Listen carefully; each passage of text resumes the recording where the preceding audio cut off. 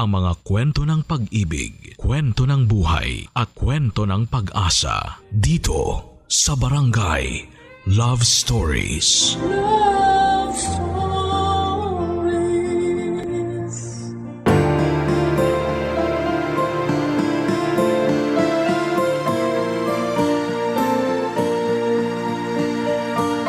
Maganda at masaya ang mamuhay sa isang lugar kung magkasundo ang bawat isa. Subalit may pagkakataon na hindi maiwasan ang mga hidwaan na madalas ay nauuwi sa hindi magandang samahan. Ikaw kabarangay, ano ang estado ng puso at pakikisama mo sa mga tao sa lugar ninyo? Dear Papa Dudut, magandang tanghali po sa lahat ng mga kabarangay natin na nakikinig ngayon. Ako po si Prince, taga Bulacan po ako at dito na ako lumaki, Papa Dudut. Pero sa kasalukuyan ay dito na ako sa Quezon City nakatira. Palagi po akong nakikinig sa inyo kaya naisipan ko na rin na sumulat sa inyo. Gusto kong i-share sa inyo at sa ating mga kabarangay ang experience ko. Kapulutan sana ng aral ang mga nagawa kong pagkakamali at mga desisyon sa buhay na pinagsisihan ko ng sobra ngayon. Uulitin ko, nagsisisi na talaga ako. Kaya ngayon itong pagsulat ko sa inyo ang paraan ko para sabihin sa mga taong nagawan ko ng pagkakamali na kahit na hindi nila ako mapapatawad ay kinikilala ko ang kamalian ko. Gusto kong simulan ang kwento ko noong 4th year high school pa lamang ako. Madalas kasi ako noon tuksuhin ng mga katropa ko kay Sabrina. Kapitbahay namin si Sabrina at 3 taon ang tanda niya sa akin. Hindi pa man kami pinapanganak sa mundo ay magkapitbahay na kami dahil sa mga magulang namin. Magkakilala na kami mula pagkabata. Nakita ko siyang lumaki katulad ko. Huminto siya sa pag-aaral dahil kailangan pang mapagtapos ang nakatatanda niyang kapatid. Maganda siya at mainhin, ang alam ko ay crush din niya ako pero dahil sa sobrang mahiyain niya ay never niyang pinalam sa akin yon. Naghihintay lang pala siya na lumapit ako sa kanya. Dahil sa panunukso at pag-uudyok ng mga katropa, sinimulan kong umaligid sa kanya at niligawan ko siya. Noong una ay hindi siya naniwala sa akin at akala niya ay nasa face lamang ito ng pagiging binata ko at hindi pa ako seryoso sa nararamdaman ko. Para sa kanya ay hindi ko na pinag-isipan ang lahat. Pero sinabi ko sa kanya na kahit may gatas pa ako sa labi ay alam kong gusto ko na siya na maging girlfriend. Kaya patuloy lamang ako sa panliligaw ko sa kanya at noong 18 years old na ako, si Sabrina ang naging first girlfriend ko. Sobrang saya ko sa mga araw na yon, Papa Dudut, dahil ganap na akong binata at hindi ko na poproblemahin kung walang magkakagusto at tatanggap sa akin bilang boyfriend dahil napasagot ko nga si Sabrina. Nainggit sa akin ang iba kong barkada na mas nauna pa raw akong magka-girlfriend kesa sa kanila. Puro kasi panunukso ang alam nila kaya naunahan ko silang magkaroon ng love life. Ako naman ay gusto kong seryosohin ang relationship namin ni Sabrina. At gusto kong may mangyari sa aming dalawa dahil curious ako kung ano ang feeling na gawin yung maging iisa na ang 2 taong nagmamahalan. May ilang ulit din akong nag-attempt na yayain niyang ibigay ang sarili niya sa akin. Pero nabigo ako. Ayaw niya dahil natatakot siyang gawin namin yon. Pero noong matapos na ako ng high school ay dumating ang isang gabi na isinuko na rin niya ang pagkababae niya sa akin, Papa Dudu.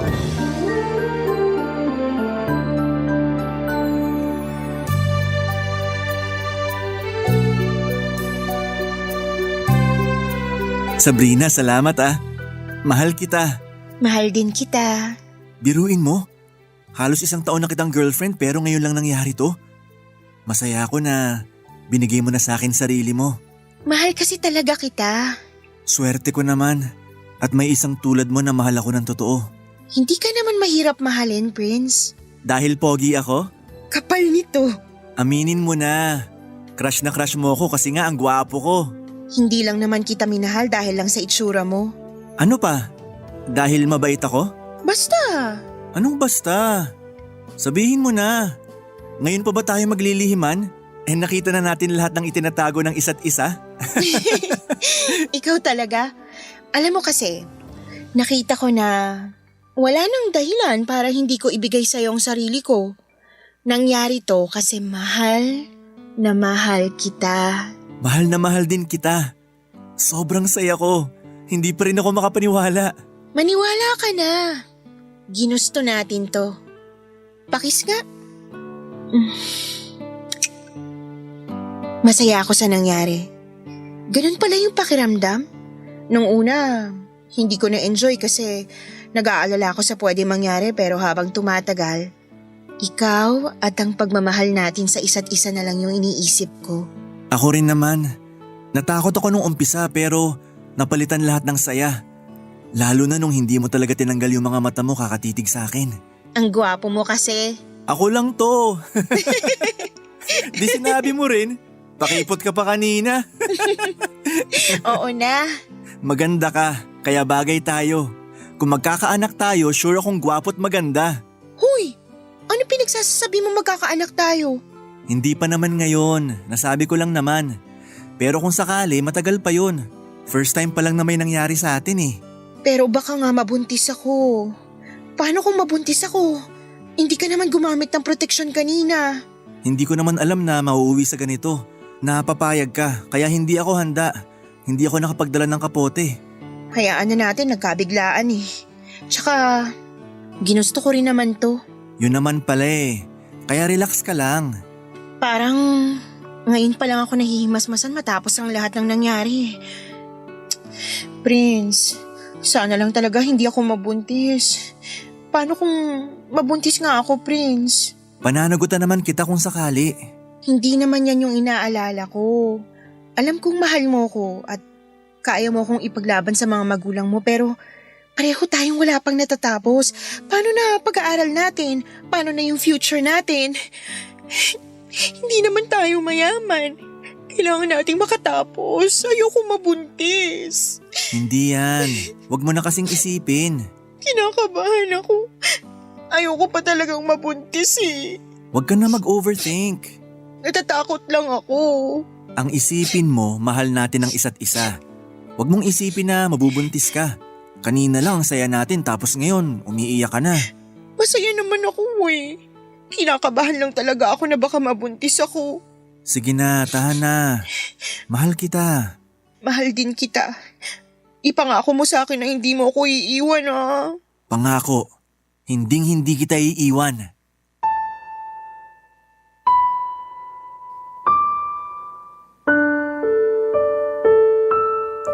Kita ko talaga sa mga mata ni Sabrina na sobrang nag-alala siya sa maaaring kahinatnaan ng ginawa naming dalawa. Pero wala namang nangyari. Hindi siya nabuntis. Kaya nagkaroon ulit kami ng lakas ng loob para gawin ulit yon ng maraming beses. Hanggang sa nabuntis ko na pala siya bago kami naghiwalay. Dahil may nanliligaw sa kanya na ibang lalaki. Nagpaliwanag siya na umaaligid lang yung lalaki pero ako pa rin ang mahal niya. Nang malaman naming buntis si Sabrina ay doon na kami natauhan. Wala nang atrasan. Nakabuo kami ng isang buhay na nasa sinapupunan niya. Nabuo ang sanggol na yon dahil sa pagmamahalan naming dalawa. Hindi namin yon ipinaalam sa iba kahit sa mga magulang namin pero nalaman pa rin nila ang tungkol doon. Hindi naman maitatanggi ang pagbabago sa tiyan ni Sabrina. Sobrang kaba na nararamdaman namin. Natatakot kami na hindi na kami makapag-aral at matatali na kami sa pagiging mag-asawa. At hahanap ng paraan para buhayin ang aming anak. Kinausap ako ng mga magulang ni Sabrina at nangako akong pananagutan ko ang anak nila. Pero nang nalaman yon ng magulang ko ay pinagalitan ako, Papa Dudut. Sobrang sakit para kay mama na malaman niyang nakabuntis ako. Na parang lahat ng pangarap niya sa akin ay biglang nawasak na dahil sa kagagawan ko. Sabi ko naman sa kanya na magsisikap ako para sa sarili ko at sa pamilya ko. Pero hindi yun ang gusto ni mama na mangyari sa akin. Bata pa raw ako at bunga ng pagiging immature ko ang nangyari sa aming dalawa ni Sabrina. Kapag si mama na ang nagsasalita ay parang walang lumalabas sa bibig ko. Malakas ang personality ng mama ko at pakiramdam niya parating tama ang mga sinasabi at pinapaniwalaan niya. Kaya bilang anak niya, siya lang dapat ang paniniwalaan ko dahil nga mas marami siyang karanasan sa buhay. Papunta pa lamang ako ay pabalik na siya at tapos na niyang ma-experience ang mga mai-experience ko pa lamang. May nasasabi talaga si mama sa lahat ng bagay. Sinabihan niya ako na papuntahin si Sabrina sa bahay at gusto niyang kausapin kaming dalawa. Kahit takot si Sabrina ay nilakasan niya ang loob niya para lang sa paghaharap na yon, Papa Dudut.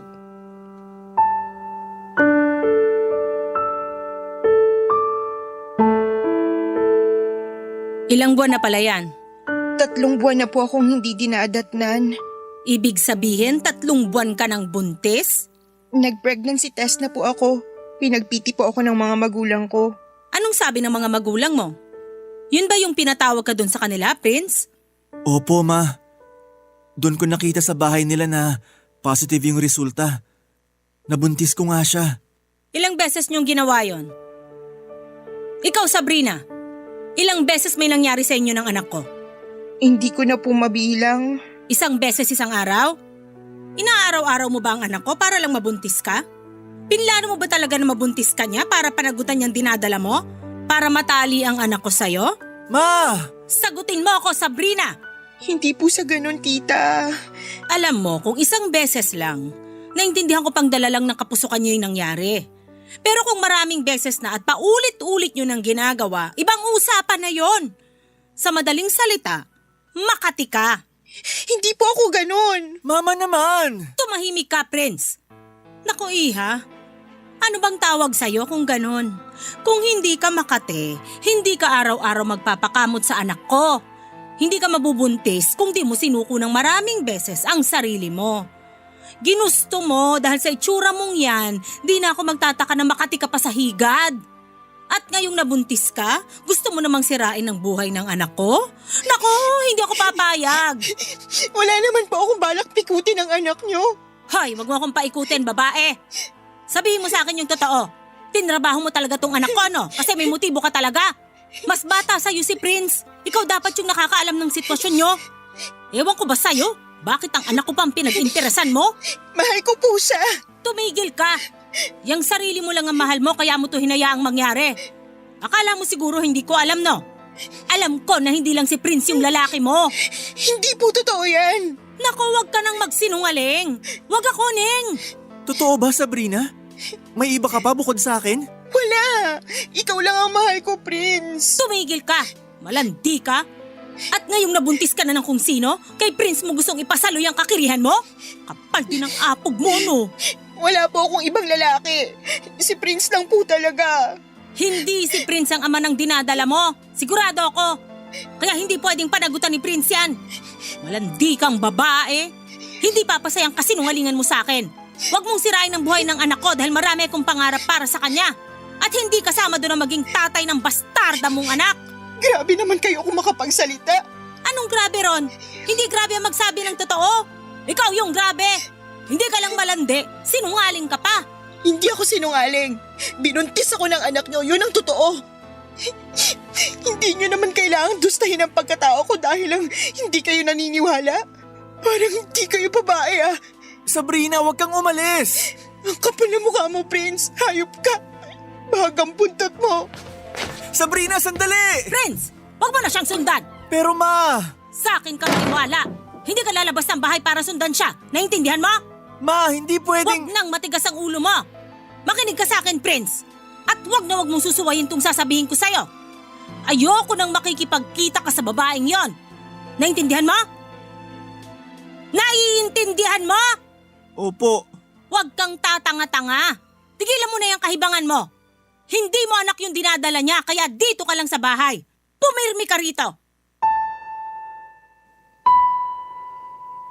Wala akong nagawa, Papa Dudut. Hindi ko kayang ipagtanggol si Sabrina sa mga oras na yon. Nawalan ako ng paninindigan at kahit na anong paliwanag niya sa akin ay hindi ko tinanggap dahil mas pinaniniwalaan ko ang nanay ko. Nakita ko namang nagmamalasakit lang ito sa akin noon. Naniwala ako na niloloko lang ako ni Sabrina at hindi naman sa akin ang batang dinadala niya dahil may iba pang lalaki sa buhay niya. Isang matinding away ang nangyari sa mga magulang namin. Magkapitbahay nga kami pero parang nagkaroon ng mataas na pader sa pagitan namin. Hindi na kami nagpapansinan at halos hilingin na namin noon na kusa na lamang mapunta sa magkabilang lugar ang tinitirhan namin. Nasaktan ako ng husto sa paghihiwalay namin ni Sabrina, Papa Dudut. Mahal ko siya pero hindi pala sa akin ang batang dinadala niya. Dapat lang na hindi ko siya ipaglaban dahil pinagtaksilan niya ako. Naisip niya siguro na kaya niya akong i-manipulate dahil mas matanda siya sa akin. Mabuti na lamang at may magulang pa rin ako na handang punahin ang lahat ng ginagawa ko noon.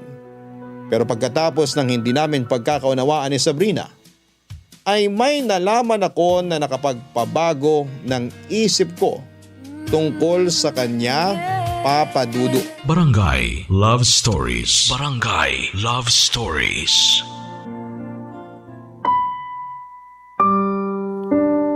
Maraming pagkakataon na gusto kong lapitan si Sabrina pero hindi ko magawa dahil bantay sarado rin ako ng mga magulang ko at gano'n na rin si Sabrina. Ayaw din ng mga magulang niya na magkita kami at magkausap dahil nasaktan ko sila ng sobra sa ginawa ko at ng pamilya ko. Nasaktan sila na hindi ko inako ang pagbubuntis ni Sabrina at pinaratangan pa siyang malanding babae at nakikipagrelasyon sa ibang lalaki. Pero nagkaroon ng pagkakataon na nagkausap kaming dalawa. Sobrang sincere na mga salita ni Sabrina nung nag-usap kami at ang sabi niya, sana siya ang pakinggan ko dahil siya ang nakakaalam ng totoo. Sumumpa siya sa harapan ko na walang ibang lalaking gumalaw sa kanya. Ako lang kaya nakakatiyak siyang ako ang ama ng dinadala niya. Naniwala ako sa kanya, Papa Dudut.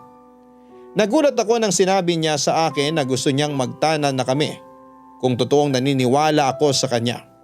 Pero hindi ko kaya. Nasa isip ko na bata pa kami at wala kaming mga trabaho. Inisip ko kung paano namin bubuhayin ang isa't isa, pati na rin ang mga magiging anak namin. Kaya hindi ako sumugal noon, Papa Dudut. Iniwasan na namin ang isa't isa at naging magkaaway yung magkapitbahay na dating magkasundo at magkaibigan ang turingan.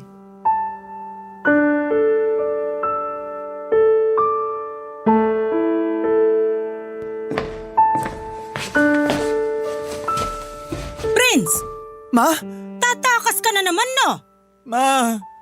Gusto ko pong puntahan si Sabrina. Bakit? Nangangati na naman ba yung babaeng yon dahil nakapanganak na siya? Huwag mo sabihin gusto mong kamutin.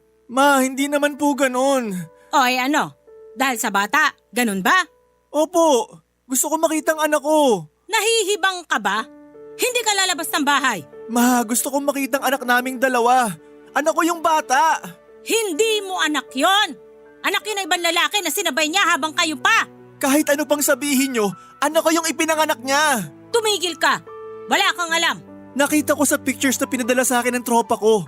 Kamukha ko yung bata, Ma. Kaya anak ko siya.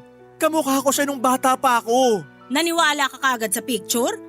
Anak, lahat naman ng bata parang magkakamuka. Kaya tigilan mo na yung katangahan mo na yan. Ma, anak ko yung anak ni Sabrina. Paano ka nakakasiguro? May pambayad ka ba ng DNA test ng bata? Sige, ipagpalagay nating mapapa-DNA test mo yung bata. Kaya mo bang magpalaki ng anak? May pera ka ba? May trabaho ka ba? Mag-isip-isip ka? Nakakonsensya ako, Ma. Tumigil ka! Anong konsensya? Ang dapat mong gawin, mag-aral ka ng mabuti. Hindi ang gusto mong akuin yung isang responsibilidad na alam mong hindi mo pa kaya. Hindi mo pa kayang maging ama. Makinig ka sa akin! Kung di ka titigil sa pag-iyak mong bobo ka, edi sige, puntahan mo si Sabrina. Puntahan mo yung kapitbahay nating inanakan mo. Sa oras na lumabas ka, wag ka nang babalik. Nakatakas ka na nga sa responsibilidad, gusto mo pa talagang balikan at akuin? Kahit isipin pa ng ibang tao na ang sama-sama kong ina, wala akong pakialam. Kapakanan mo ang iniisip ko. Naintindihan mo ba? Ma! Umayos ka! Tumigil ka sa paggawa. Para kang bata, Prince! Huwag ka nang gagawa ng bagay na pagsisisihan mo. Alam mong mahirap lang tayo. Pareho lang tayo ng katayuan ng Sabrina na yon. Kung ipapagpatuloy mo ang pakikipagrelasyon sa kanya, saan kayo pupulutin? Pareho kayong walang trabaho, hindi nakapagtapos ng pag-aaral. Sa tingin mo magiging maganda ang buhay mo sa kanya? Pero kasi ma… Wala nang pero-pero. Tapos na ang usapang to. Igagapang ka namin ng tatay mo para makapagtapos. Yun ang pagtuunan mo ng pansin. Hindi yung bata na hindi naman iyo. Huwag mo nang isipin pa si Sabrina at yung anak niya. Di ba't sinabi naman ng mga magulang niya na kaya nilang buhayin yung bata? O di sila na. Kaya huwag ka na mag-alala. Hayaan mo na silang mamroblema. Paano kung dumating yung araw na kamuhian ako ng anak ko dahil sa ginawa ko sa kanya? Dami mong alam? Ano bang akala mo? Bida ka sa isang teleserye? Gumising ka nga sa kahibangan mo? Wala ka sa teleserye, totoong buhay to. Ang kailangan dito, diskarte, hindi drama. Anong makukuha mo dyan sa pag-iyak-iyak mo? Kaya sikapin mo na magtapos. Kailangan mo makapagtapos ng college. Makakuha ka ng matinong trabaho at magkaroon ng magandang buhay. Para kahit ikaw man lang makaalis sa ganitong buhay. Huwag mo na kaming isipin ng tatay mo. Ang importante, gumanda ang buhay mo. Naiintindihan mo ba ako? Opo. Sige na, matulog ka na.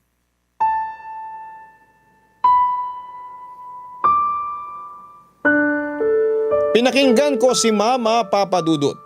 Wala namang magulang na gustong ipahamak ang anak kaya para sa akin ay tama ang desisyon ni Mama para sa akin.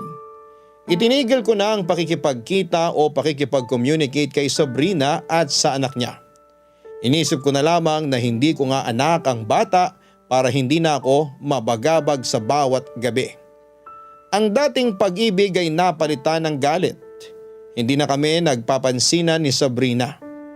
Nakikita kong gusto niyang mag-move on at hindi na ako pinakilala sa anak niya na ako ang ama. Matapos ang halos 2 taon ay may pinakilala sa akin ang nanay ko, anak ng kaibigan ni Mama, si Casey. May kayang pamilya niya. Pinag-date kaming 2 hanggang sa naging kami na. Gusto ng mga magulang namin na ikasal kaming 2. Maganda siya at nahulog agad ang loob ko sa kanya, Papa Dudut. Pumayag siya nang alokin ko ng kasal dahil buntis na rin siya noon. Ikinasal kaming 2 at ang pamilya ni Casey ang gumastos para doon. Magarbo ang kasal. Pero noong nasa may altar na ako at pinagmamasdan ko si Casey, si Sabrina ang naisip ko. Pati ang anak naming babae. Kung mayaman lang siguro si Sabrina ay tiyak na ikinasal kami. Hindi haharang si Mama na magsama kaming 2 pero mahirap lang si Sabrina. Kaya kay Casey ay pabor na pabor si Mama. Pero sa totoo lang, Papa Dudut, mahal ko rin si Casey. Pinakasalan ko siya dahil mahal ko siya at hindi dahil sa pera lang.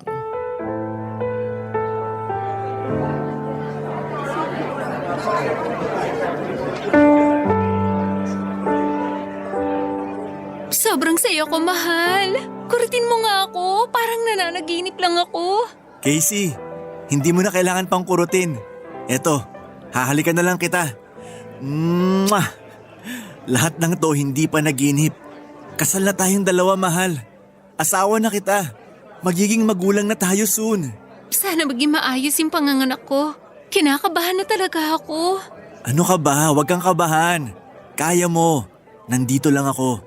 Hindi kita iiwan. Babantayan kita, pangako yan. Thank you, Prince. Ako dapat magpasalamat sa'yo. Tsaka sa totoo lang nahihiya ako. Kasi tong kasal natin, pamilya mong gumastos sa lahat. Pero kung tutuusin, kami dapat ang sumagot nito kasi ako yung lalaki. Huwag mo nang isipin yon. Kapag naging engineer ka na at meron ng sapat na ipon, pakasal tayo ulit. Ikaw na ang gumastos sa pangalawang kasal natin na yon. Pwede. Pakakasalan kita. At ako nagagastos sa lahat. Aasahan ko yan, mahal. Pero ngayon, magsaya muna tayo sa kasal natin. At dahil buong pamilya ko yung gumastos, no offense, mahal, gusto ko lang na ipangako mo sa akin na hinding-hindi mo ko lolokohin. Oo naman. Hinding-hindi kita sasaktan. Ikaw lang at ang magiging anak natin ang mamahalin ko. Pangahawakan ko yan. Alam mo naman na hindi rin maalis sa isip ko yung dati mong girlfriend. Yung kapitbahay nyo. May anak pa kayo. Mahal, hindi ko anak yun. Hindi ako ang tatay ng bata. Huwag ka na mag-isip ng kung ano. Casey, tama ang anak ko. Faithful sa'yo si Prince at wala sa kalingkingan mo yung Sabrina na yon. Gusto niya lang na may managot sa ginawa niyang kalandian sa mga lalaki. Kala niya yata mauuto niya ang anak ko. Pero nagkamali siya dahil alam ko yung mga pinaggagawa niya. Sawsawan ng bayan yung babaeng yon. Please, wag mo na siyang isipin para hindi masira yung moment nyo. Kasal nyo ni Prince ngayon. Dapat ang pagbuo ng pamilya nyo ang pinag-uusapan nyo. Tama po kayo, Ma. Ayan, makinig kayo sa akin. At kung manggugulo na naman yung babaeng yon, ako mismo ang haharap sa kanya. Kasal na kayo ni Prince. Ikaw ang pinakasalan ng anak ko kasi ikaw ang mahal niya. Hindi ka kalad-karing babae. Matino ka. Salamat, Ma. Basta sabihan mo ko kapag naglolo ko o sinaktan ka ni Prince. Hindi ka niya pwedeng saktan, Iha. Mananagot siya sa akin. Mama naman, hindi ko sasaktan ng asawa ko. Aba dapat lang. Ipinapangako ko, tulad ng sinabi ko kanina, sa hirap at ginhawa, nandito ako para mahalin ka, Casey. Kayo lang na magiging anak natin ang mamahalin ko. Mahal na mahal kita. Mahal na mahal din kita, Prince. Pero parang takot na takot talaga ako ng mga anak. Tama na siguro yung isang anak lang. Naku, tama rin naman. Pwede ka nga mag-contraceptive, Casey, kung sakali. Ang importante, may isang anak na kayo. Opo, Ma. Mas mabuti na rin na isa lang yung anak namin para mas maibuhos ko lahat ng pagmamahal ko sa kanya. Kinakabahan man ako pero excited ako na makita ko yung magiging anak namin ni Prince. Ako rin. Excited na ako sa anak natin. May tatawag ng lola sa akin. Lola Paloma. Nakakatuwa. Bagay na bagay, pero dapat mas sosyal. Mamila! Mamila? Naku, mukhang mas gusto ko yan ah.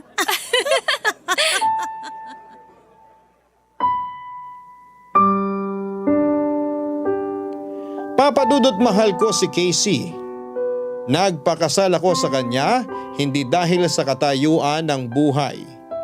Totoo pong mahal ko siya pero nang panahon na yon, masakit sa akin ang ginawa kong pagdideny sa anak namin ni Sabrina. Dahil parang nakikita ko noon ang sarili ko sa bata habang lumalaki ito. Nagsinungaling lang ako sa harap ni Casey para iparamdam sa kanya na totoo ang pagmamahal ko. Minsan talaga'y kailangan nating magsinungaling para pagtakpan ang lahat. Para hindi maramdaman ng tao na hindi tayo totoo sa kanila. Minsan kasi, ang kasinungalingan pa yung nagbibigay ng katotohanan para sa kanila. Nung pinanganak na ni Casey ang anak namin ay mas naging matibay ang paninindigan ko na siya lang ang mamahalin ko. Hindi ko na dapat isipin na magkaroon pa kami ng relasyon ni Sabrina o ng anak namin. Buo na ang loob ko, Papa Dudut, na burahin na si Sabrina at ang anak namin sa buhay ko. Kahit magkapit-bahay lang kami, para sa akin ay wala kaming nakaraan. Sinisiguro ko na lang na maayos ang binuo kong pamilya. Dahil pareho na kaming bata ni Casey at hindi nakapagtapos ng pag-aaral, ay napilitan akong magtrabaho. Pinagawan kami ng mga magulang niya ng internet cafe para may mapagkunan kami ng panggasto sa araw-araw at para hindi naman ako magmukhang batugan. Huminto si Casey sa pag-aaral dahil kailangan niyang alagaan ang anak namin. Pareho kaming huminto sa pag-aaral dahil ako naman ang nagbabantay ng internet shop. Tanggap kong ganoon talaga ang buhay lalo na't may pamilya ka nang binubuhay. Sa ganitong sitwasyon, lalo na kung umiiyak ang anak namin ni Casey ay nakokonsensya ako sa ginawa ko sa anak namin ni Sabrina. Pakiramdam ko noon ay napakasama kong tao at mas lalo bilang ama sa bata.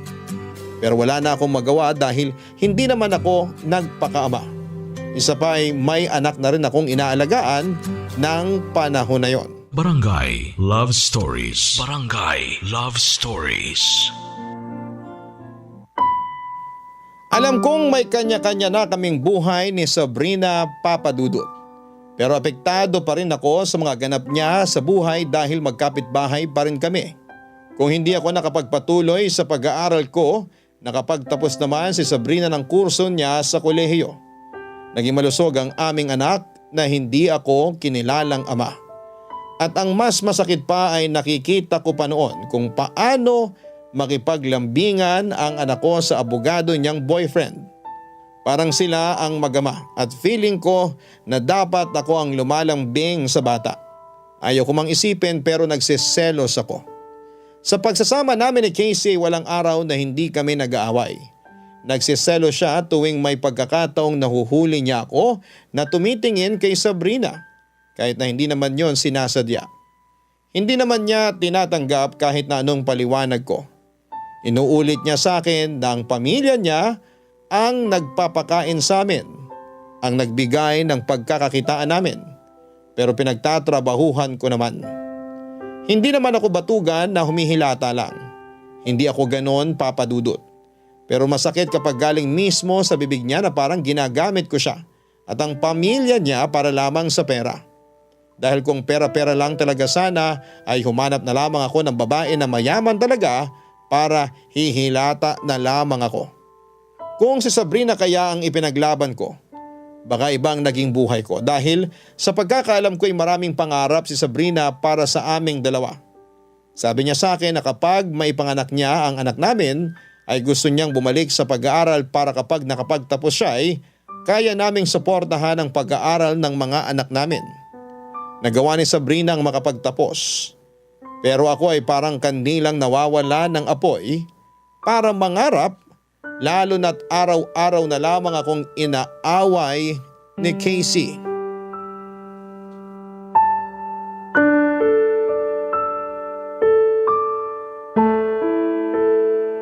Nakita kitang patingin-tingin sa Sabrina na yon. Hanggang ngayon ba mahal mo pa rin siya? Ano ka ba naman? Wala na si Sabrina sa buhay ko. May kanya-kanya na kaming buhay. Tigilan mo na yan. Hindi! Nararamdaman ko may pagtingin ka pa rin sa kanya. Pwede ba, Casey? May anak na tayo. Kasal na tayo. Tapos yan pa rin ang iniisip mo? Pwede bang future na lang natin ang isipin mo? Future? Anong maibibigay mong future sa anak natin, ha? Nagtatrabaho ako. Hindi naman ako nakatunganga lang dito ah. Ako yung nagbabantay ng internet shop. Hindi ba yung trabaho para sa'yo? Kontento ka na lang ba sa ganyan? Ano pa bang gusto mong gawin ko? Binabantayan ko rin ang anak natin. Hindi ko naman kayo binababayaan. Ayoko na ng ganitong buhay. Bakit ba kasi kita pinakasalan eh? Prince, Casey, pwede bang wag na kayong mag-away? Natatakot na tong bata sa pag-aaway nyo. Ma, pwede ba lumabas muna kayo? Doon yun na sa labas ng kwarto patulugin yung bata. Prince, ayusin nyo to. Wag naman kayong mag-away araw-araw. Ma, ano ba? Lumabas na muna kayo! Oh siya, eto, lalabas na. Pero umayos kayong mag-asawa. Tigilan nyo na yung pag-aaway. Anong plano mo? Hihiwalayan mo ako, ganun ba? Pagod na ako. Hindi ito ang buhay na pinangarap ko. Wala akong tinatago sa'yo. Wala kaming tinago sa'yo, Casey. Alam mo naman, alam ng pamilya mo na hindi kami mayaman. Hindi ako nagkunwari sa'yo. Alam ko yun. Kasalanan ko rin na naniniwala ako magbabagong buhay mo dahil sa tulong ng parents ko. Pero hindi eh. Forever na yata tayong ganito. Oo na! Forever na tayong ganito. Forever na akong ganito. Nagbabantay sa internet shop, walang natapos, walang future. Ganito na ako. Okay ka na? Hindi ako okay. Ayoko ng ganito. Anong ayaw? Gusto mo nga akong hiwalayan. Bakit? Hindi ba ito naman yung gusto mo? Para maakit mo na yung Sabrina na yon at maging kayo ulit? Nakapagtapos na siya ng pag-aaral, pwede na siyang tanggapin ng mama mo. Bakit mo ako sinampal? Ang kapal ng mukha mo. Masakit bang marinig yung totoo? Casey, sorry. Hindi ko sinasadya. Huwag mo akong hawakan! Sorry, mahal. Huwag mo akong hawakan! Ilang beses mo na ako sinaktan, Prince! Ilang beses mo pa akong kainsaktan, ha? Kasalanan mo naman eh. Ano? Ako? Ang kapal talaga ng mukha mong hayop ka! Siguro nga mali lang talaga yung naramdaman ko sa'yo noon. Sana talaga hindi na kita pinakasalan! Kung alam ko lang na magiging impyerno yung buhay ko ngayon kasama ka, hindi na sana kita pinakasalan! Kung ganito rin ang naman na araw-araw mong ipapamukha sa akin na wala akong kwenta, na wala akong mararating sa buhay kasi mahirap lang ako at di rin nakapagtapos sa pag-aaral. Sana nga, hindi na kita pinakasalan! Ayoko na! Hindi na ako masaya! Hindi ako naging masaya sa'yo! Ano? Tama ba yung narinig ko na maghihiwalay kayo? Opo, hindi ko na po kaya makisama sa anak nyo. Wala na ngang may pagmamalaki. Nananakit pa ng babae. Casey! Prince! Ano ba naman kayo? Huwag kayong maghiwalay. Tama na, Ma. Kung ayaw na ni Casey, titigilan na tong kagaguhan na to. Ayoko na rin. Tama lang na maghiwalay na kaming dalawa. Dahil sawang-sawa na ako sa bunganga niya. Tuluyang kaming naghiwalay ni Casey Papadudut. Isinama niya ang anak namin, pinasara din ng mga magulang niya ang internet cafe at ibinenta ang lahat ng computers. Nawalan ako ng hanap buhay at parang nawalan na rin ako ng buhay. Hindi ko na rin nakikita si Sabrina dahil lumipat ito ng tirahan dahil sa kanyang trabaho. Ang anak naman namin ni Sabrina ay naiwan sa bahay nila. Kapag may pagkakataon ay nilalapitan ko ang bata pero ayaw nitong lumapit sa akin. Lalo na nang makita ko ng lola nito. Galit pa rin sila sa akin at ayaw nilang lapitan ko ang anak ko. Walang araw na hindi ako pinagsasabihan ng nanay ko na mali ang ginawa kong pakikipaghiwalay kay Casey. Para siyang sirang plaka na ayaw ko nang pakinggan. Hanggang sa dumating ang araw na nakita ko si Sabrina. Gusto ko siyang makausap noon para pag-usapan ang lahat ng nangyari sa amin. Pati na rin ang mga kasalanan at pagkukulang ko sa kanilang mag-ina. Kaya nang magkaroon ako ng pagkakataon noon na makausap siya ay hindi ko na yon pinalampas pa. May parte pa rin kasi sa akin na gusto kong magkabalikan kaming dalawa. Lalo na't wala ng pag-asa ang relasyon namin ni Casey Papadudut. Sabrina, hintayin mo ako. Huwag mo naman akong deadmahin. Prince, pwede ba wag mo na akong lapitan? Sabrina, mahal pa rin kita. Hindi ko kailangan yan. Hindi ko kailangan yung pagmamahal mo. Kapag di mo ba ako tinigilan, hindi lang sampal yung aabuti mo sa akin. Sabrina naman, nagmamakaawa ako. Mahal pa rin kita. Hindi mo ba naririnig yung mga pinagsasasabi mo? Nakakaya sa mga tao nakakarinig sa mga kasinungalingan mo. Sabrina, totoo. Mahal kita.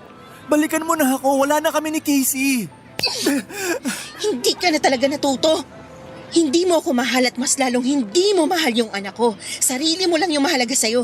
Kung noon, kaya mo pa akong utuin, pwes hindi na ngayon. Matagal na akong nagising sa bangungot na yon. Bigyan mo ako ng second chance, please. Hindi ka ba nakakaintindi? Wala lang chance. Tapos na tayo. Aaminin ko, minahal kita noon. Kaya nga binigay ko sa yung sarili ko ng paulit-ulit hanggang mabuntis mo ko. Pero mali na minahal kita kasi di mo deserve yun. Nagkamali ako. Si Mama kasi... Huwag mo nga siyang isali sa usapan. Alam kong ayaw ng nanay mo sa akin kasi ayaw niya sa kauri niya, sa isang pobreng tulad ko. Taas din ang tingin ng nanay mo sa sarili niya, no? Nakakatawa. Meron pala talagang pobreng mata pobre. Kapal ng mukha niyong dalawa. Pero nagising na ako. Hindi na niya ako kayang diktahan. Prince, huli na ang lahat.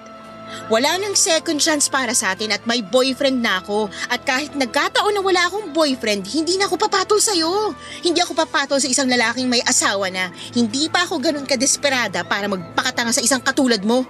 Wala na. Wala na kami ni Casey. Wala na nga. Pero kasal pa rin kayo. At pwede ba, hindi ka ganun kagwapo para magpakababa ako at piliing makasama ka. Mahal ako ng boyfriend ko. Bukod sa matinong tao siya, tanggap niya ako at yung nakaraan ko. At magpapakasal na kami. Ha? Magpapakasal na kayo? Oo, nakakabingi ba yon? Kasi kapag mahal mo, pahahalagahan mo. Pakakasalan mo. Yun sana gusto kong mangyari sa atin nun eh. Pero buti na lang hindi mo ako pinanindigan. Mas maayos na lalaki yung pakakasalan ko, hindi tulad mo. Tingnan mo nga yung sarili mo. Mukha kang kawawa. Mukha kang miserable. Sabrina naman, patawarin mo ko. Pero tama ka. Kasalanan ko kung bakit miserable ako. Kung bakit miserable ang buhay ko. Inutil ako. Masama akong tao. Wala akong paninindigan. Sige na, Ayoko na marinig yung drama mo. Umalis ka na dyan. Tumabi ka. Huwag kang humarang sa daraanan ko. Pwede pa ba tayo maging magkaibigan tulad ng dati? Bobo ka ba kausap? Yan ang napapala mo sa nanay mong pobreng mata pobre. Nawalan na ng sustansya yung utak mo. Nakakatawa na tatanungin mo pa kung pwede tayo maging magkaibigan. Tanga, sinira mo ang lahat sa atin. Hindi naman pwede na pagkatapos mo sirain yung pagkatao ko, gugustuhin ko pa rin na tanggapin ka bilang kaibigan. Hindi ako kagaya mong tanga. Tsaka pwede ba? Huwag na huwag ka nang lalapit sa akin. Sa amin ang anak ko. Wala ka ng karapatan sa kanya. Sabrina! Simula ngayon, huwag mo nang ipapakita yung pagmumukha mo sa akin ha. Kahit anino mo, ayoko na makita. Mabubuhay ako na wala ka. Gusto ko na ng katahimikan. Tumulo ang luha ko nang makita ko kung paano maglakad papalayo sa akin si Sabrina. Masakit pero deserve ko naman lahat ng yon. Nangihinayang lamang ako dahil sinayang ko yung pagmamahal ni Sabrina sa akin noon.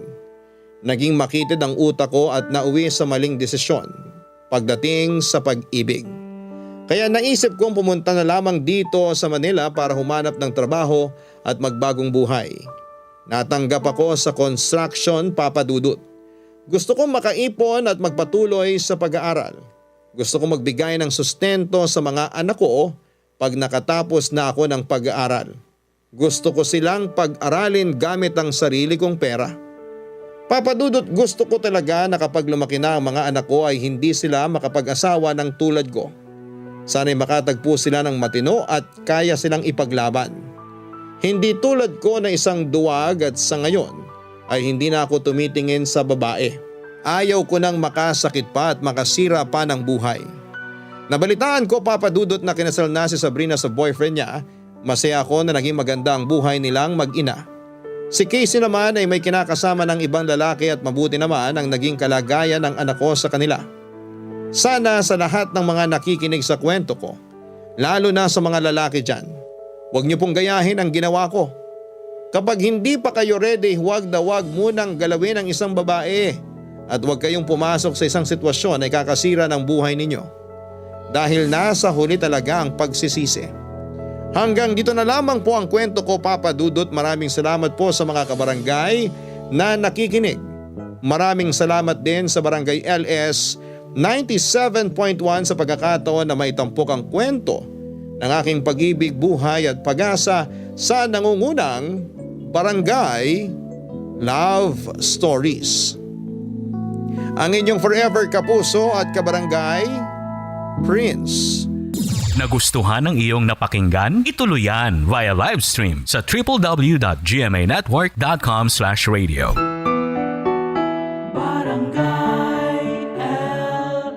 In Mega Manila, 97.1. Forever.